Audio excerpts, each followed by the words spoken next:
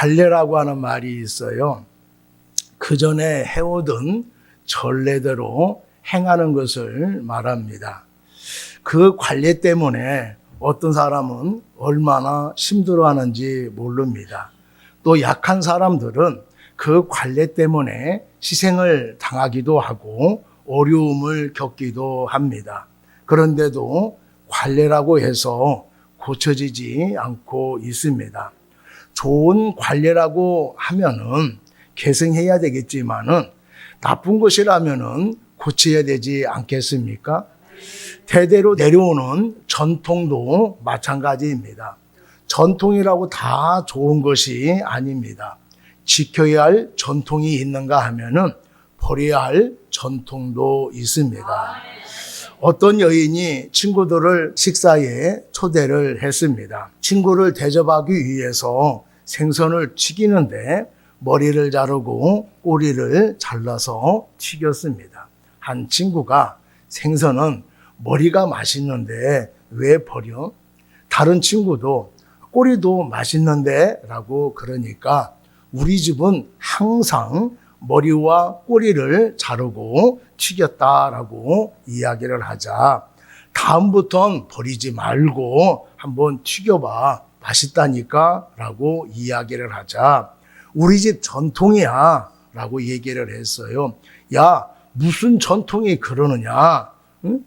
그렇게 이야기하자 우리 할머니 때부터 내려온 전통이야 라고 이야기를 했습니다. 그래서 무슨 전통이 그러냐고 왜 그런 전통이 생기느냐고 한번 할머니한테 물어보자라고 해서 할머니한테 전화해서 물어봤습니다.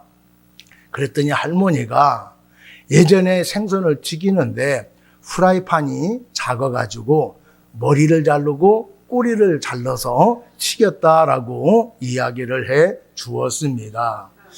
할머니가 이렇게 튀긴 것이 그 집안의 전통이 되어졌다라고 하는 것입니다.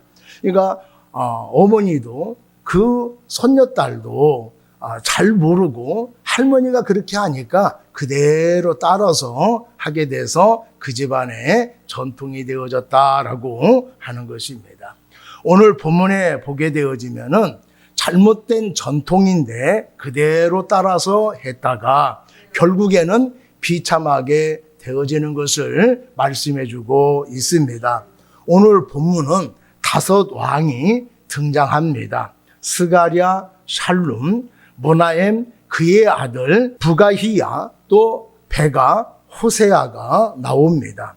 5 왕 중에서 샬룸, 베나임, 베가, 호세아는 반란을 일으켜서 왕이 된 사람들입니다. 왕의 기록들을 보게 되어지면 스가랴는 6개월 동안 왕위에 올랐고 샬룸은 한 달밖에 왕 노릇을 하지 못했습니다.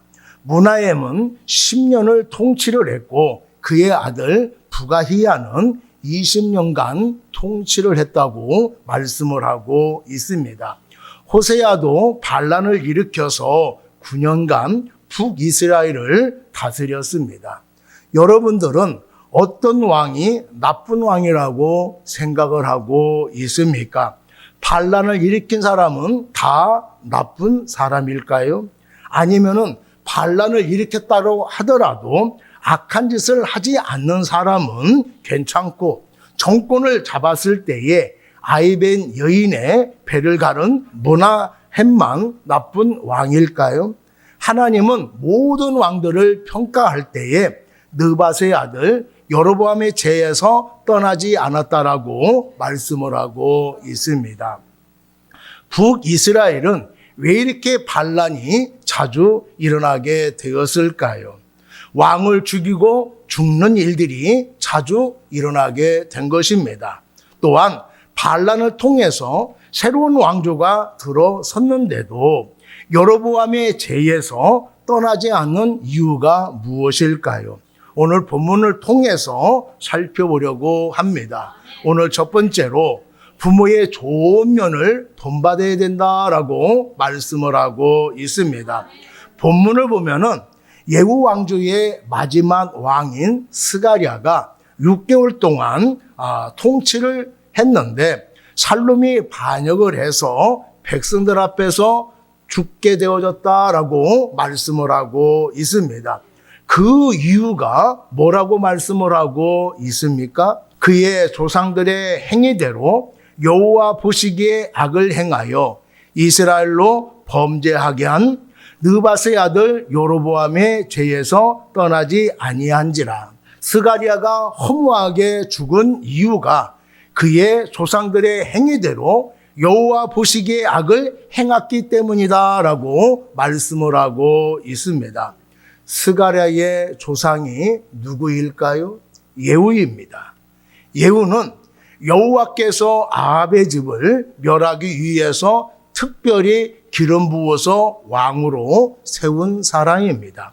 아합은 바알을 섬겼고 백성들에게까지 섬기라고 장려한 사람입니다.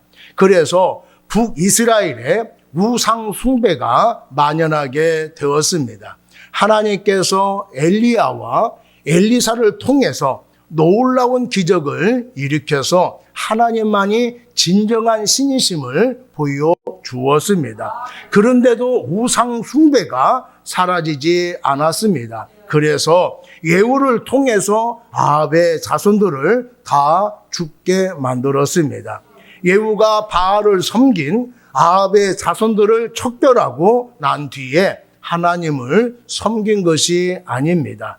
예후가 여로보암이 만든 금송아지를 섬겼습니다. 그래서 하나님께서 4대까지만 왕이 될 것이다 라고 말씀을 하셨습니다. 그래서 그의 4대 후손인 스가랴가 반란에 의해서 죽게 된 것을 말씀하고 있습니다. 스가랴가 죽은 것은 먼저는 자기의 잘못 때문일 것입니다. 왕이 되어져서 자신이 정치를 잘 펼쳤다라고 한다라면은 반란이 일어나지 않았을 것입니다. 반란을 일으켰다라고 하는 것은 왕이 정치를 잘못 펼쳤기 때문일 것입니다. 그 다음에는 믿음이 좋은 부모 밑에서 신앙교육을 잘 받았다라고 하면은 하나님께 범죄를 저지르지 않았을 것이고 비참하게 생애를 마감하지 않았을 것입니다. 예후는 하나님을 섬기지 않고 우상을 섬기는 것이 얼마나 큰 죄인지를 잘 알고 있는 사람입니다. 우상을 섬긴 아합의 집을 척결한 사람이 예후잖아요. 그렇기 때문에 하나님을 섬기지 않고 우상을 섬기는 것이 얼마나 무서운가를 누구보다도 예후는 잘 알고 있는 사람이에요. 그런데 예후가 하나님을 섬기지 아니하고 금송아지를 섬기니까 집안의 전통이 되어져서 그의 후손들도 금송아지를 섬기게 된 것입니다. 스가랴는 조상들이 금송아지를 섬긴 행위를 그대로 따라 했기 때문에 결국에는요 비참한 죽음을 맞이하게 된 것입니다. 이런 것을 보면은 부모의 가르침, 신앙이 얼마나 중요한가를 우리에게 말씀해 주고 있습니다. 남유다를 한번 보겠습니다. 북이스라엘과 달리 비교적 하나님을 열심히 섬겨왔던 선한 왕들이 배출되고 있음을 알 수가 있습니다. 아사, 여호사밧, 요아스, 히스기야, 요아스 등은 하나님의 보시기에 선하고 정직히 행한 왕들이었습니다. 이들이 북이스라엘의 왕들과 달리 왜 선하고 정직했을까요? 하나님을 섬기는 왕들이 되었을까요? 그의 조상인 다윗이 믿음이 좋았기 때문입니다. 그의 믿음을 이어받은 왕들이 자녀들에게 믿음을 전수해 주었기 때문입니다. 모든 왕들이 그렇게 한 것은 아니지만은 그래도 이들에게 좋은 믿음을 본받을 조상과 부모가 있었기 때문인 것입니다. 물론 신앙이 좋은 아버지 밑에서 자라도 어긋나는 자녀도 있습니다. 사무엘이 어머니의 신앙을 본받아서 얼마나 신앙이 좋았습니까? 그런데 그의 아들들은 신앙이 좋은 아버지의 신앙을 본받지 못하고 백성들에게 해를 끼치는 사람들이 되었습니다. 이렇게 믿음 좋은 부모 밑에서 악한 자녀가 생길 수 있으니까 부모가 아무렇게 살아도 될까요? 아닙니다. 이렇게 믿음이 좋은 부모 밑에서도 악한 자녀가 생길 수 있다라면은 믿음이 좋지 않는 부모에서는 오죽하겠습니까? 스가랴를 비롯한 북이스라엘의 모든 왕들이 이것을 잘 보여주고 있는 것입니다. 그래서 우리들은 내 믿음을 공고히 세워서 자녀에게 믿음이 좋은 모습을 보여주어야 할 것입니다. 분당에 우리 교회를 담임하고 있는 이찬수 목사라고 하는 분이 있습니다. 30만 명이 넘는 팔로워를 가지고 있습니다. 이분 가족이 모두 미국으로 이민을 갔습니다. 대학을 졸업하고 사업을 하다가 신학대원을 가기 위해서 한국에 돌아왔습니다. 대부분 신학생들이 미국으로 유학을 가는데 이분은 신학을 공부하기 위해서 한국으로 유학을 온 것입니다. 그리고 사랑의 교회에서 청소년 담당 목사로 섬겼습니다. 이분의 아버지가 부산 달동네에서 목회를 했는데 40일 금식하다가 안타깝게 세상을 떠났습니다. 사랑의 교회 옥하는 목사님이 설교하던 중에 이찬수 목사를 하나님께서 어떻게 쓰실지 기대된다라고 말한 바가 있습니다. 그의 아버지가 목숨을 아끼지 않고 목회를 감당했고 영혼들을 사랑했던 목사였습니다. 그런 신앙을 가진 부모 밑에서 신앙을 배웠는데 하나님이 그의 자녀를 내버려 두겠느냐라고 하시면서 어떻게 쓰실지 기대된다라고 그렇게 설교했던 것입니다. 그런데 이 목사가 한국에서 영향이 있는 목사로 지금 활동하고 있습니다. 그의 힘이 어디서 나왔을까요? 목회에 대한 열정을 어디에서 배웠을까요? 바로 아버지에게서 배운 것일 것입니다. 우리들도 자녀에게서 좋은 신앙의 본을 보여주어야 할 것입니다. 하나님을 잘 믿어야 된다라고 말만 할 것이 아니라 하나님의 뜻대로 사는 모습을 보여주어야 하는 것입니다. 힘들 때마다 불평하지 말고 기도하는 부모가 되어야 할 것입니다. 자녀는 본대로 행합니다. 가르친 대로 행하게 됩니다.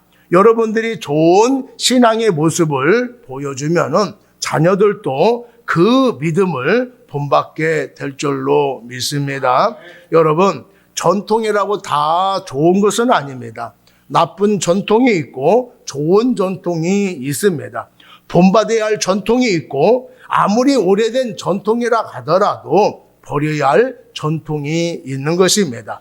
좋은 전통은 계승해야 할 것입니다. 그러나 조상이 물려준 전통이라고 하더라도 하나님의 말씀에 비추어서 그릇된 것이라고 한다라면은 과감하게 버려야 할 것입니다. 우리들은 좋은 전통을 만들어 세워가야 할 것입니다. 그것이 무엇입니까? 조상들이 섬겨왔던 미신을 버리고 하나님만을 섬기는 전통, 하나님의 말씀에 순종하는 전통, 하나님의 말씀대로 좋은 일을 하는 전통 있는 집안이 되기를 바랍니다. 자손들이 그런 좋은 신앙의 전통을 이어가기를 축복합니다. 두 번째로 비판하는 것으로 그대로 비판을 받습니다. 오늘 본문 15장을 보면은 샬롬, 므나헴, 베가, 호세아를 통해서 4번의 반란이 일어나는 것을 볼 수가 있습니다. 그 이전에도 바하사, 시므리, 오므리, 예후라고 하는 사람이 4번의 반란을 일으켰습니다. 그래서 북이스라엘은 총 8번의 반란이 일어났습니다. 왜 이렇게 북이스라엘은 반란이 끊이지 않는 것일까요? 선왕보다도 자신이 훨씬 잘할 수 있다라고 생각했기 때문에 반란을 일으킨 것입니다. 13절에 보면은 스가랴를 살해하고 북이스라엘의 제15대 왕위에 오른 살룸이 재위한 기간이 고작 한 달 뿐이었습니다. 살룸은 그가 살해한 스가랴의 6개월보다도 훨씬 짧은 한 달만 통치한 것입니다. 살룸이 모반을 일으킬 때만 하더라도 자기가 스가랴보다도 훨씬 낫다라고 생각을 했을 것입니다. 그러면은 나은 모습을 보여주어야 하는데 한 달 만에 문하엠을 통해서 살해당하고 말았습니다. 이것은 샬롬이 스가랴보다 나은 점이 하나도 없고 오히려 그보다 못했다라고 하는 것을 말해주고 있는 것입니다. 문하엠이 반역하여 살림을 죽이고 10년간 통치를 했습니다. 그의 아들 부가이야가 2년 동안 통치를 했습니다. 그의 군대 장관인 베가가 반역하여서 20년간 통치를 했습니다. 호세아가 반역해서 베가를 죽이고 왕이 되어져서 북이스라엘을 9년간 통치를 했습니다. 이렇게 반역하여 죽이고 죽는 사건이 반복되어 일어났습니다. 반역했다라고 하는 것은 선왕들보다도 자신이 훨씬 잘할 수 있을 것이라고 생각을 했기 때문입니다. 그러면은 선왕들보다도 잘하는 모습을 보여주어야 합니다. 그런데 반역이 또 일어난 것을 보면은 선왕들보다도 못했다라고 하는 것을 보여주고 있는 것입니다. 내가 권력을 잡으면은 당신들보다도 잘할 수 있다라고 생각했기 때문에 반란을 일으킨 것입니다. 자신이 잘났다라고 죽이고 죽는 것을 바라보면서 성도들의 자세가 어떠해야 할까요? 잘못을 비판하기보다는 반면교사를 삼아야 되는 것입니다. 그런데 이스라엘 백성들도 그렇게 살았는데 나라고 별 수 있어? 라고 하면서 자기의 죄를 합리화시키는 것을 볼 수가 있습니다. 예를 들어서 의인이라고 불리워졌던 노아가 포도주를 먹고 취한 사건을 보고서 나도 술 마셔도 괜찮지 않느냐라고 말하는 사람도 있습니다. 노아가 술 취하도록 마신 것을 두둔하는 것이 아닙니다. 하지만 성경이 말씀하고자 하는 것은 노아가 취하도록 마셨으니 우리도 마셔도 괜찮다라고 하는 것을 말해주는 것은 아닙니다. 성경이 말하고 있는 것은 노아같이 의인이고 당대의 완전한 사람이라 하더라도 술에 취하니까 치명적인 실수를 범한다라는 것을 말해주고 있는 것입니다. 여러분, 성경을 반대로 읽으면 안 됩니다. 성경을 통해서 자신의 잘못을 합리화시키면 안 되는 것입니다. 의로운 행동에 대해서는 우리가 본받아야 하지만은 악한 행동들, 실수한 것들을 따라오면은 안 되는 것입니다. 이렇게 잘못된 거, 실수한 거, 하나님을 배격하는 거, 하나님 말씀에 불순종하는 것은 철저히 배격해야 할 것입니다. 여러분, 우리가 다른 사람을 비판하는 일은 쉬운 일이지만은 자기 자신이 다른 사람의 비판 앞에서 온전하게는 어려운 법입니다. 더욱이 판단과 심판의 주체가 하나님이라고 한다라면은 누가 하나님 앞에 자신 있게 설 수 있겠습니까? 내가 비판한 대로 비판을 받게 될 것입니다. 마태복음 7장 2절에 보면은 너희가 비판하는 그 비판으로 너희가 비판을 받을 것이요 너희가 헤아리는 그 헤아림으로 너희가 헤아림을 받을 것이니라 라고 말씀을 하고 있습니다. 내가 행한 대로 그대로 심판을 받습니다. 예후가 아합의 자손들을 백성들 앞에서 죽였습니다. 그리고 그들과 같은 죄를 지었습니다. 그래서 하나님은 그의 후손 스가랴도 백성들 앞에서 처형당하게 한 것입니다. 행한 대로 그대로 받습니다. 하나님은 그가 준 대로 그에게 주고 그가 행한 대로 갚아주신다라고 말씀하셨습니다. 내가 다른 사람을 판단한 그 기준으로 나를 판단하시는 것입니다. 내가 다른 사람의 잘못을 느슨하게 판단하면은 내가 잘못했을 때에 하나님도 느슨하게 나를 판단하십니다. 내가 다른 사람의 잘못을 냉정하게 판단해서 정죄하면은 내가 잘못했을 때에 하나님도 나의 잘못에 대해서 냉정하게 판단하셔서 징계하시는 것입니다. 내가 한 것이 아니라고 함부로 판단하고 정죄하면은 안 됩니다. 내가 행한 그대로 똑같이 받게 될 것입니다.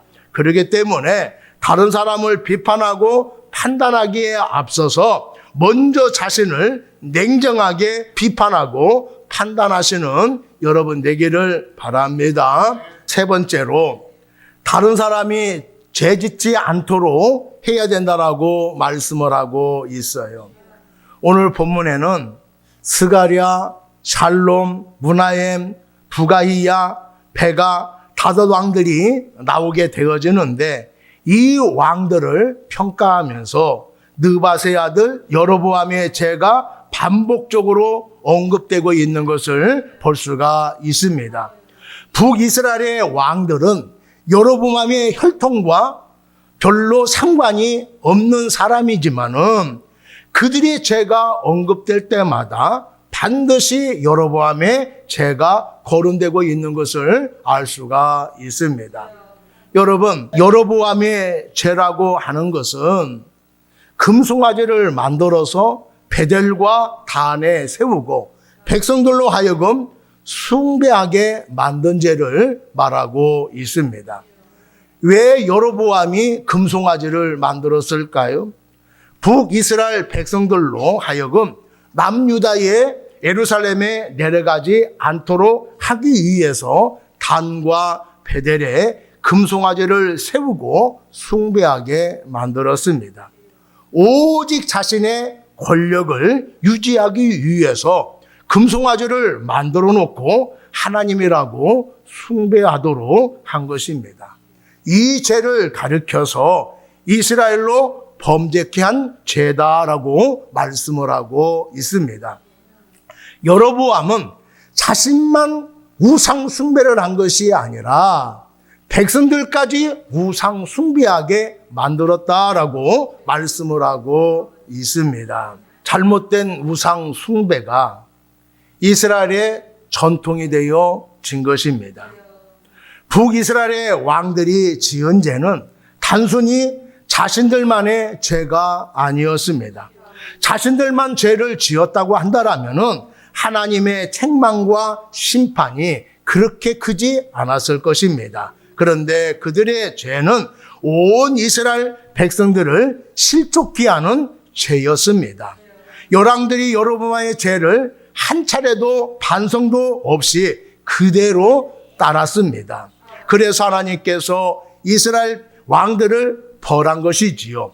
그래서 반역한 자를 통해서 징계하셨고 또 범죄하니까 다른 사람이 반역하도록 해서 징계를 한 것을 볼 수가 있습니다. 죽이고 죽이는 일이 반복적으로 일어나게 된 것입니다. 하나님을 섬겨야 할 인생이 하나님을 버리고 우상을 섬길 때에 하나님은 절대로 용납하지 않습니다. 하나님을 인정하지 아니하고 떠난 인생은 절대로 행복할 수가 없습니다. 더 나쁜 것은 자신도 안 믿으면서 다른 사람까지 못 믿게 하는 것, 그 사람이 누구이든지 하나님은 절대로 용서하지 않습니다. 아합도 하나님을 섬기지 않고 바알을 섬겼잖아요. 근데 자신만 하나님을 섬기지 않고 바알만 섬긴 것이 아니라 백성들도 바알을 섬기도록 장려했지 않습니까? 그래서 결국은 어떻게 됐어요? 집안이 멸절당하고 말았습니다.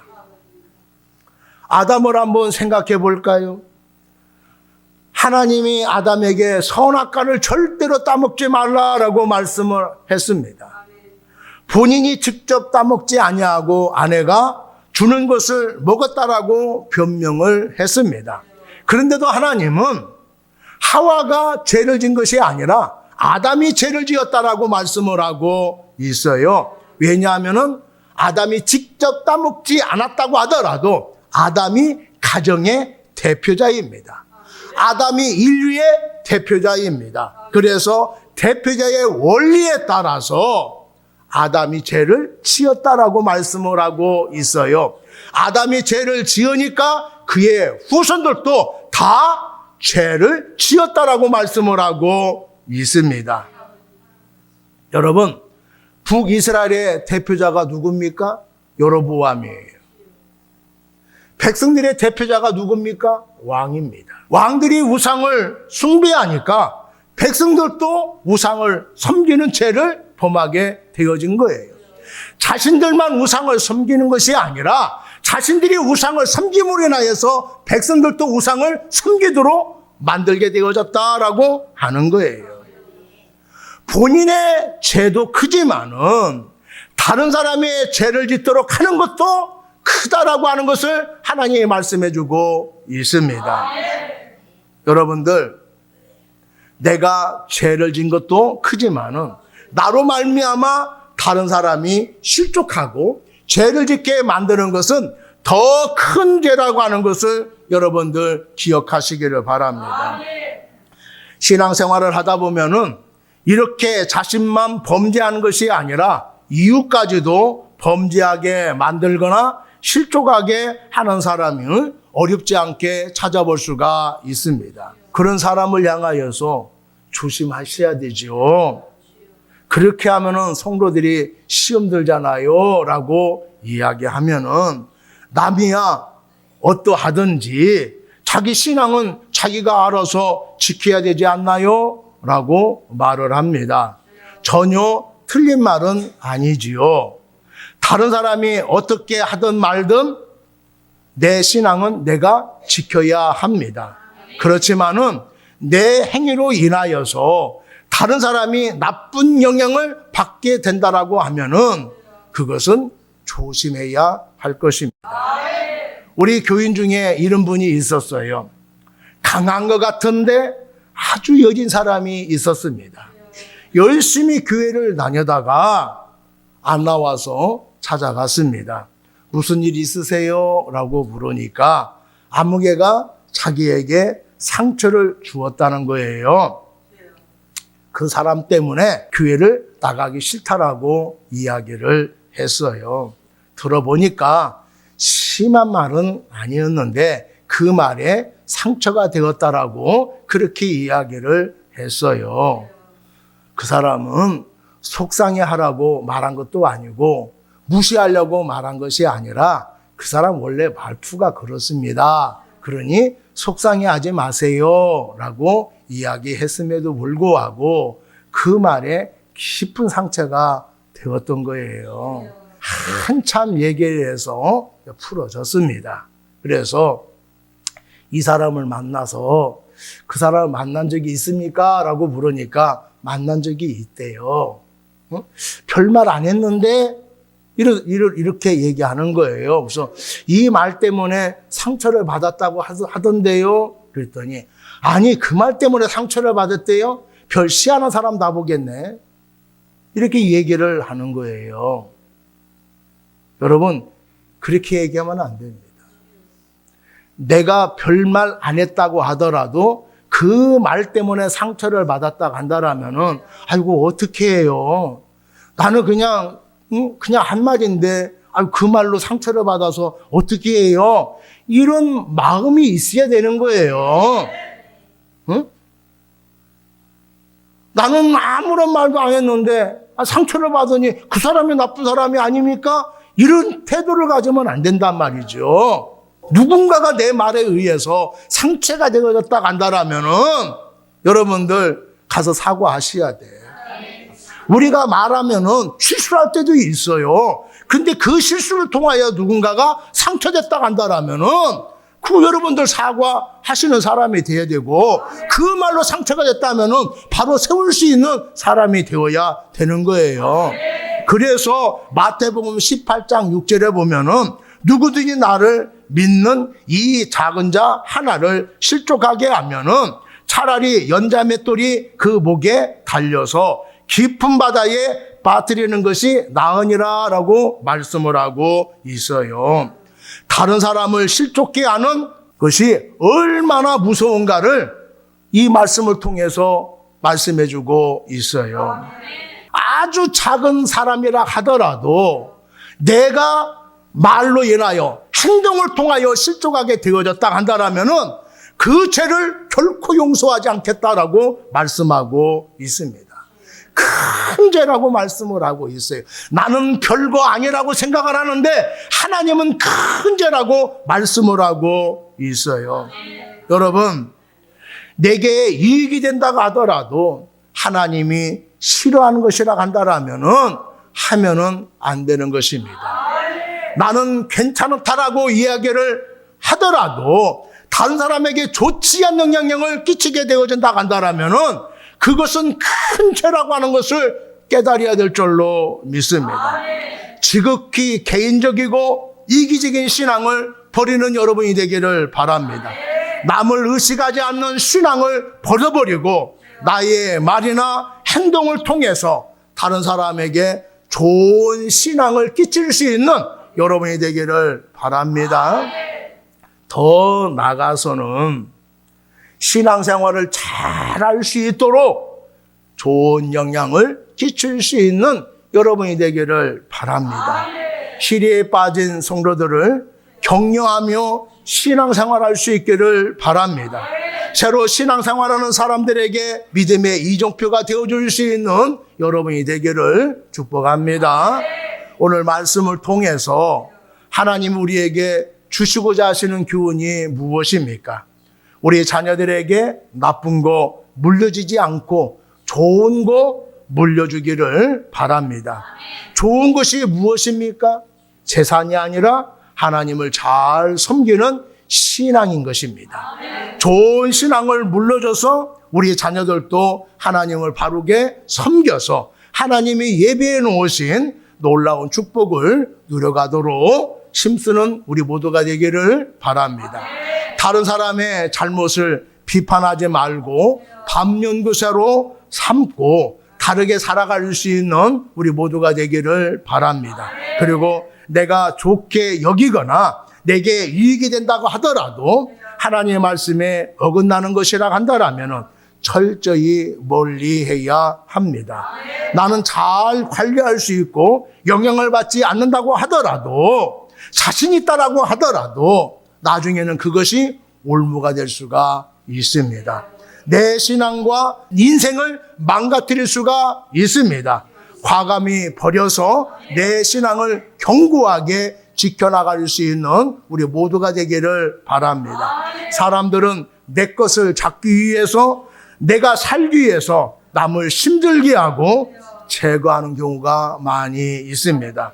주님을 통해서 새 생명을 얻어서 새로운 인생을 살고 있습니까? 그렇다면은 이제는 살리는 삶을 살아갈 수 있는 우리 모두가 되기를 바랍니다. 말로 상처 주고 시험 들게 하면은 그 사람만 힘든 것이 아니라 나도 힘들다라고 하는 것을 기억하시기를 바랍니다. 내가 양보하고 희생하면서 상대방을 격려하고 위로해 주면은 내가 힘들 수 있지만은 상대방은 사는 역사가 일어나게 됩니다.